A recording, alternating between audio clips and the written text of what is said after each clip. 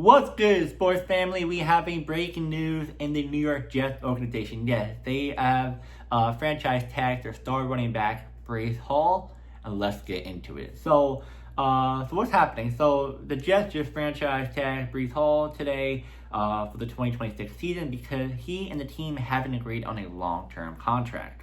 That means that Hall won't hit free agency this offseason and is locked in to play for the Jets for one more season unless he's traded or extension is worked out.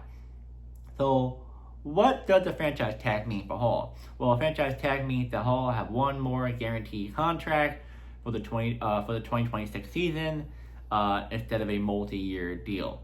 For the 2026 season, the deal is roughly about $14.3 million to $14.5 million, which is based on the average of top 5 highest running back salaries in the NFL.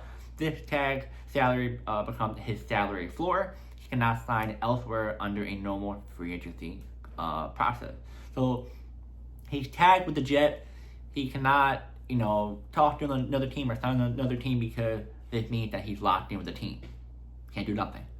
Now, before this tag, there was another tag that the Jets could have maybe done. So this franchise tag is pretty much for the Jets. It costs more, but it makes Hall unapproachable. No teams cannot go after him.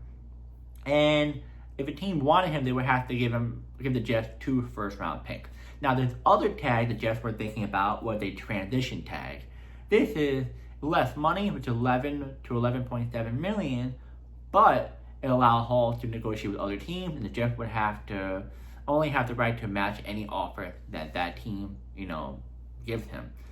And also the fact that the Jets will get no draft compensation if they decide not to match. So they end up just doing more money and having him locked in for one more year instead of risking, them getting nothing out of him. So why does this matter for the Jets? So Hall has been one of the Jets' most productive offensive players since being drafted in 2022, including a career-high 1,065 rushing yards in 2025. Using this tag rather than letting him go, and free agency shows the Jets value Hall highly and want to retain him even if they haven't struck a long-term deal yet. Now, what's the next step and timeline of all this? So, the Jets had March 3rd deadline to apply a tag if no other teams was reached. No other term deal has been reached. Once tagged, both sides can still negotiate a long-term contract until July 15th. If a deal isn't reached by then, Hall will play on a tag for the 2026 season, and Hall could also choose not to sign the tag, skipping off-season activities without fines, though that often means less off-season preparation. So he can technically not sign the tag and not work out with the team, but it might hurt his free agency next year. And also might hurt his value, but also the Jets' value of him trying to have him on the team. So we're not sure if that's really going to happen, if Hall's really not going to sign the tag. Right now, he's still on the team. They're still going to pay him. But it just depends on what Hall wants to do. He may just sit out and not play for the Jets and not get fined and chill out. Or he may just play for the Jets and, hey, why not? I like New York. I want to stay. I'll just play one more year to see if we can negotiate a contract. It really depends. But I'm going to get more detail about Hall and the Jets, interaction throughout a year or so. So before we get into that, let's talk about career and 2025 season stats with Hall. So his career performance from 2022 to 2025, he has been one of the most productive backs in the league since being drafted.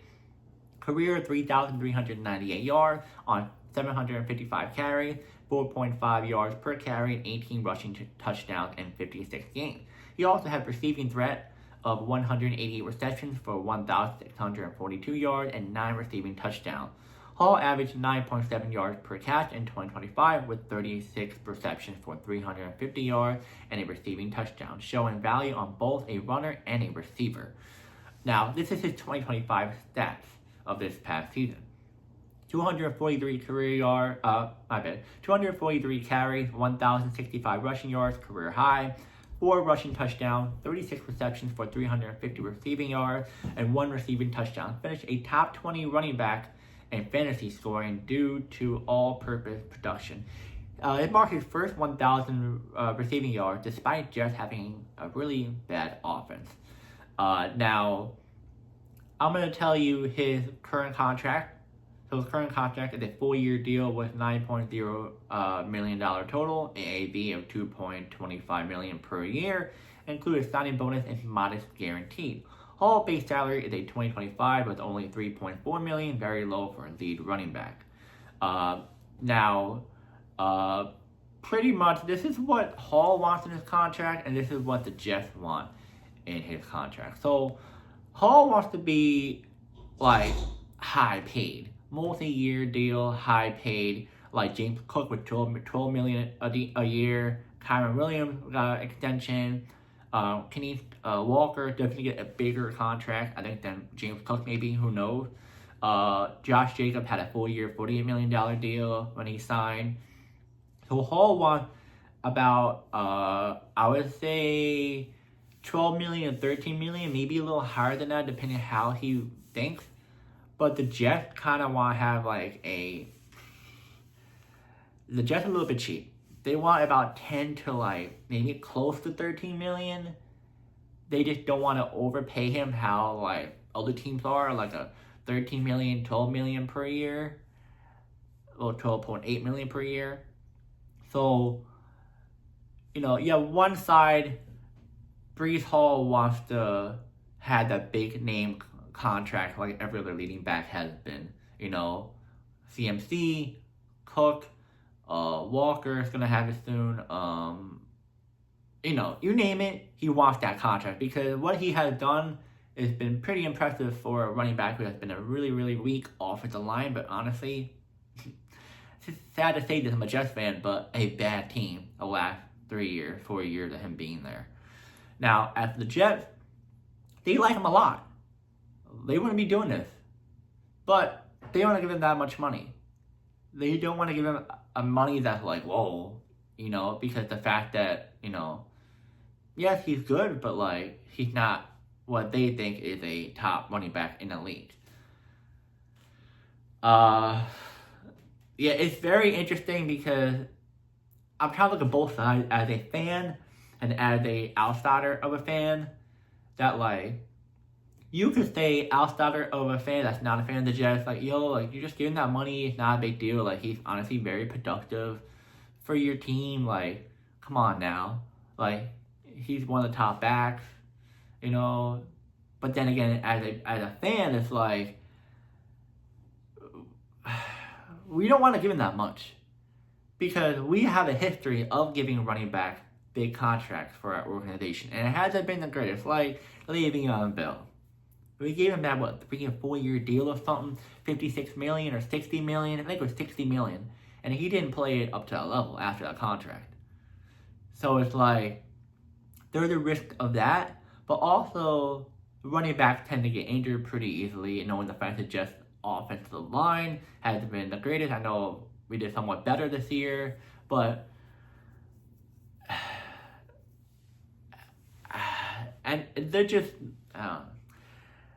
it's just a lot. It's very a lot. Now, I'm going to give you guys my thought as a person and as a Jets fan. I like Breece Hall a lot.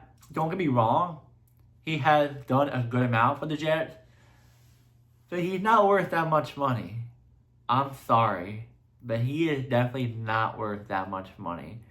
There's times that I'm oh, okay. But then I'm bro, what are you doing? But then again, it's alright, O-line wasn't the best. And then there's certain times I've seen him, how he reacts after the game and just during the game, and I'm bro, I think kind of off. It seems kind of off. I'm not saying don't give him that contract, but give him a reasonable contract.